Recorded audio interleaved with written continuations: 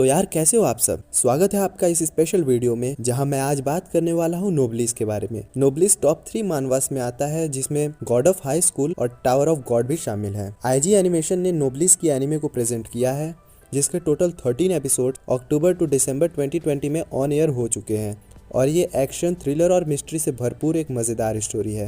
इस स्टोरी का main character है राइजेल, जो कि एक प्योर ब्लडेड नोबल है और वो अभी 820 साल के बाद सोकर उठा है। फिर वो अपने पुराने सर्वेंट फ्रैंकेस्टीन से मिलता है जिसने राइजेल की याद में एक स्कूल बनाया था और करंटली वो उस हाई स्कूल का चेयरमैन भी है। इन सब सीन्स के बाद एंट्री होती है गुंडा पार्टी की, जो कि एक पूरा ऑर्गेनाइजेशन है जिसे यूनियन के नाम से इंट्रोड्यूस किया गया है। और फिर यहाँ से शुरुआत होती है नोब्लिस के एक्शन की।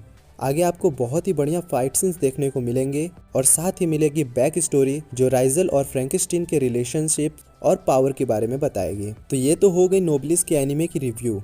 अगर आप ये एनिमे देखना चाहते हैं या इसकी मानवा पढ़ना चाहते हैं तो आगे की वीडियो अभी के लिए आप स्किप कर सकते हैं, क्योंकि आगे हम स्टोरी के अंदर की बात करने वाले हैं जिसकी वजह से स्टोरी का सस्पेंस आपके लिए स्पॉइल हो सकता है। Psycho Pass and Attack on Titan जैसी ग्रेट एनिमेशन बनाने वाली आईजी एनिमेशन की ही एनिमे नोब्लिस का animation and character design as compare to its manhwa काफ़ी एवरेज था।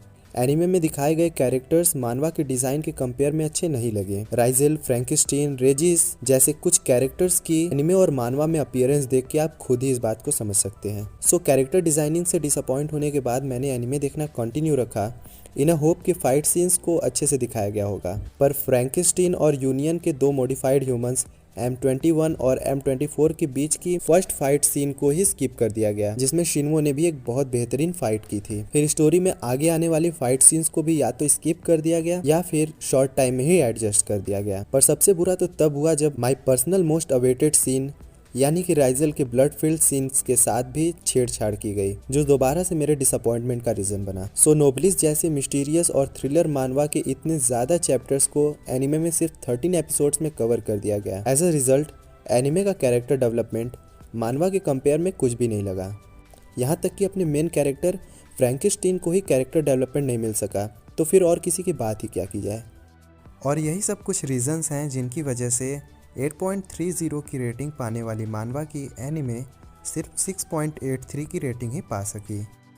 तो ये तो रही मानवा और एनिमे की कंपैरिजन। ठीक है यार, जैसा भी था, पर ऐसा भी नहीं है कि आप नोब्लिस की एनिमे देख ही नहीं सकते। हाँ, ये बात है कि मानवा के कंपेयर में एनिमे अच्छी नहीं रही, पर एनिमे देखने का अपना एक अलग ही मज़ा होता है। जो फील एनिमे में बैकग्राउंड म्यूज़िक और डायलॉग डिलीवरी जैसी चीज़ें दे सकती हैं वो मानवा में नहीं मिलती। एनिमे की स्टोरी इतनी अजीब और स्लो है कि जिसने मानवा ना पढ़ी हो वो ये भी अज्यूम कर ले कि मानवा भी ऐसी होगी, पर ऐसा नहीं है।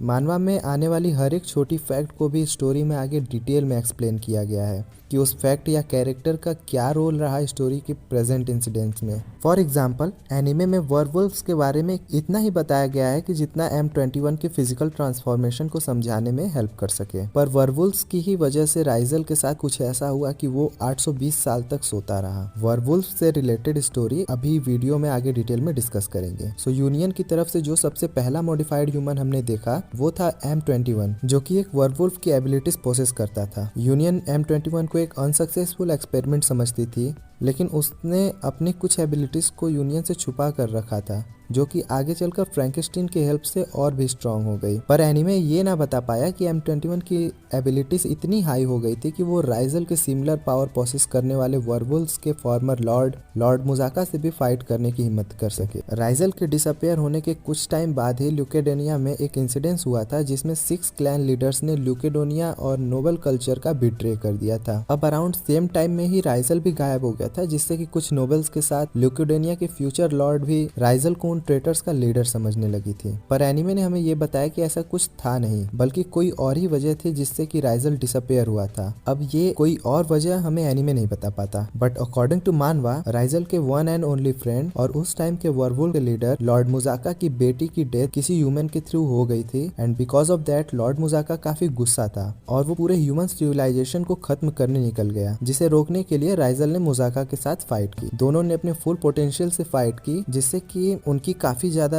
लाइफ सोर्स यूज हो गई, पर पावर सिमिलर होने की वजह से फाइट का कोई रिजल्ट नहीं निकला और दोनों ही इतनी लंबी स्लीप में चले गए थे।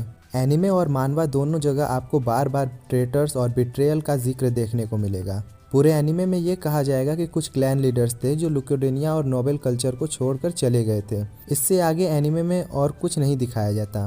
पर आप ही सोचो, क्या इतना बता देने से स्टोरी में इस इंसिडेंस का कोई रीज़न निकलता है? जब तक हमें ये ना पता चले कि उन्होंने आखिर अपने पूरे सिविलाइजेशन का अचानक से बिट्रे क्यों कर दिया और वो बिट्रे करके आखिर गए कहाँ। क्योंकि उनकी लाइफ स्पैन बहुत बड़ी होती है, तो अभी जिंदा होने के बाद भी वो कोई एक्टिविटी क्यों नहीं कर रहे हैं। ऐसे ही कुछ सवाल रह जाते हैं जिसका जवाब एनिमे नहीं दे पाता। एनिमे में हमने बस एक ही एल्डर डॉक्टर क्रोमवेल को देखा, पर वो तो 13th एल्डर था। मतलब ये कि क्रोमवेल यूनियन का सबसे छोटा एल्डर था, उससे बड़े 12 और एल्डर्स यूनियन को कंट्रोल कर रहे थे। अब यहाँ पिछली पॉइंट के मैक्सिमम क्वेश्चंस के आंसर मिल जाते हैं। बस एनिमे को बाकी के एल्डर्स के बारे में एक क्विक इंट्रोडक्शन देना था, क्योंकि 3 ल्यूकेडोनिया ट्रेटर्स असल में यूनियन के लीडर बनकर बैठे थे। बाकी 3 यूनियन की ही पार्ट थे और साथ ही वर्वुल्फ फैमिली भी पावर और लीडरशिप की ग्रीड में यूनियन में शामिल हो गई थी। तो मैं तो फाइनल यही कहना चाहूँगा कि यार पहले 13 एपिसोड्स की ये छोटी सी एनिमे देख लो, फिर उसके आगे चैप्टर नंबर 198 से मानवा पढ़ना शुरू कर दो, जिससे कि और बढ़िया कैरेक्टर डिज़ाइन, मिस्ट्री और पेसिंग देखने के बाद शायद आपको स्टोरी और भी अच्छी लगने लगे। तो दोस्तों, इस वीडियो में बस इतना ही। आपको ये वीडियो कैसी लगी कमेंट सेक्शन में ज़रूर बताइए और नोब्लिस के बारे में अपनी थॉट्स भी आप लिख सकते हैं। सो मिलते हैं नेक्स्ट वीडियो में, तब तक के लिए सायोनारा।